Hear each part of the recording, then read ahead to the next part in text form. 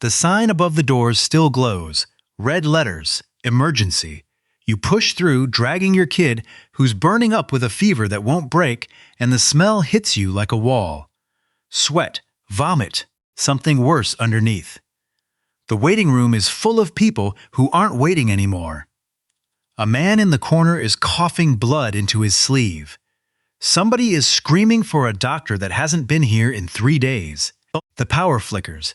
A woman grabs your arm and asks if you brought insulin. You didn't. And now she's looking at your backpack the way a stray dog looks at a sandwich. You thought the hospital would save you. The hospital is where you go to die now. Here's the part they don't put in those cheerful government preparedness brochures. When the grid goes dark and the rules melt, the buildings you spent your whole life trusting become the deadliest real estate on the map. Not the woods, not the wasteland, the places with signs, the places with logos, the places where every desperate person within 20 miles is going to have the exact same idea as you. But hang tight, because we're going to walk through this together, location by location, and by the end, you'll be reading your own town like a sniper reading wind. There's a specific place most preppers forget about entirely, and it's the one that will get you killed the fastest. We'll get there. Stay with me. Let's start with the obvious ones, because even the obvious ones kill people who should know better. First up, the big box graveyard, your Walmart, your Costco, your Target. In the first 48 hours after SHTF, these buildings go from air-conditioned retail to Roman gladiator pit. The FBI documented over 1,000 injuries and multiple deaths during a single Black Friday decade, and that was over discount TVs. Now picture the same crowd, but hungry, armed, and aware the trucks aren't coming tomorrow. The shelves empty in under 3 hours. After that, anyone still inside is either looting or being hunted. The cold is a thief, but a panicked crowd is a blender. You don't go in for just one more case of water, you die for that case of water. Move on. Second, the pump. Gas stations. Listen close.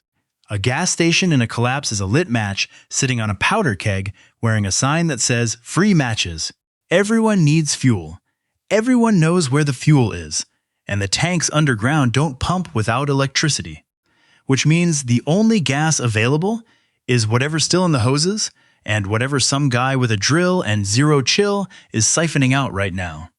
I've watched grown men try to pry open a pump with a crowbar during a 2-day power outage. Not a collapse, a 2-day outage. Multiply that by 100. The station becomes a shooting gallery in a building made of flammable liquid. Don't be the guy with the lighter. Don't be the guy standing next to him either. Third, the sanctuary that bites. Churches, schools, community centers, I know, they sound safe. They sound like where the good people go. And that's exactly the problem. A 2005 study on Hurricane Katrina shelters found that crime, assault, and theft inside emergency shelters were dramatically higher than the surrounding neighborhood. Concentration of desperate strangers equals concentration of desperate behavior. The moment a place is announced as a shelter, every person with nothing to lose in a 50-mile radius is heading there. You walk in with a bag full of food, you are the grocery store now. And there's no manager to call, which brings us to the one nobody talks about. The FEMA-flavored mousetrap. Official government aid stations. Here's the thing nobody tells you about disaster relief. The moment you check in, they log your gear, they separate families for processing, and in multiple real-world events, firearms were confiscated at the door. Look up what happened in New Orleans in 2005. Door-to-door confiscations. Not a theory. Court cases. A congressional report. You walked in as a prepared citizen and walked out as a number on a clipboard with nothing but the clothes you wore. Now, that's a trade some people will take. Warm soup for your rifle, your call, but make it with open eyes, not because a kind voice over a loudspeaker promised you water. Let's take a breath. If you're still with me, Do me one tiny thing. Tap that like button. Not for me, for the algorithm. Because the people who need this most are the ones whose feeds only show them recipe videos right now. You might be the reason their cousin doesn't walk into the wrong building next week. Do it. We move on.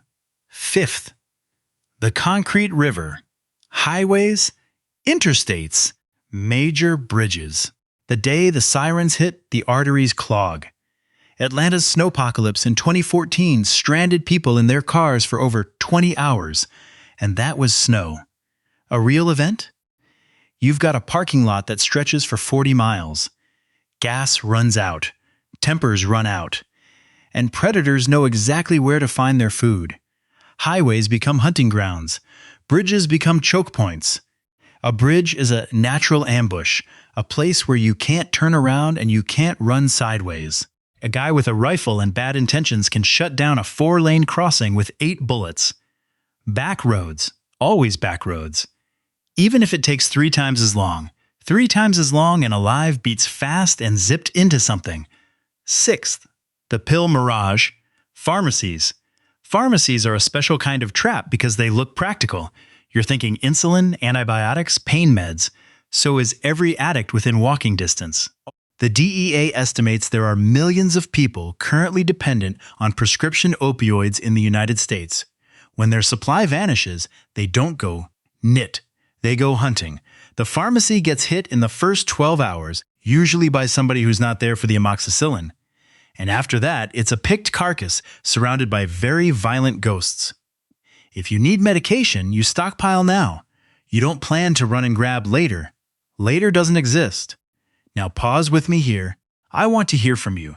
If you've ever been in a real blackout, a real evacuation, a real moment where the system blinked, where did you go and what did you see?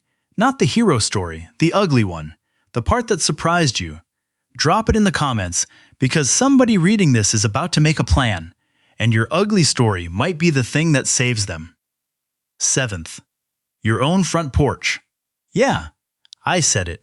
The place nobody wants to hear about. In a prolonged, grid-down event, your home is only as safe as it is invisible. Smoke from your chimney, light in your window, a generator humming like a dinner bell. These things broadcast. The FBI's own home invasion data says burglars choose targets based on visible signs of value and occupancy. Now amplify that by starvation. Remember the big box stores we talked about at the top? Here's the ugly callback. Every one of those shelves emptied in 3 hours. On day 4, those same people are looking at neighborhoods, not retailers. Your house is the new Walmart, unless it doesn't look like one. And this is the place most preppers forget. I told you we'd get to it. Ready? Your bug-out location, if you told anyone about it, your cousin. Your buddy from work, the guy at the range who seemed cool. A 2019 survey of preppers found that over 60% had shared the general location of their retreat with at least 3 people outside the household. 60%. Your secret cabin isn't a secret. It's a destination for anyone who remembers the conversation and now has nothing left to lose. The rule is simple, almost cruel. A plan shared is a plan stolen. You tell 2 people, the ones who are coming with you. That's it. Here's the part that flatters your intelligence, because you've earned it. The pattern under all of this is one idea: concentration. Every place on this list is dangerous for the exact same reason.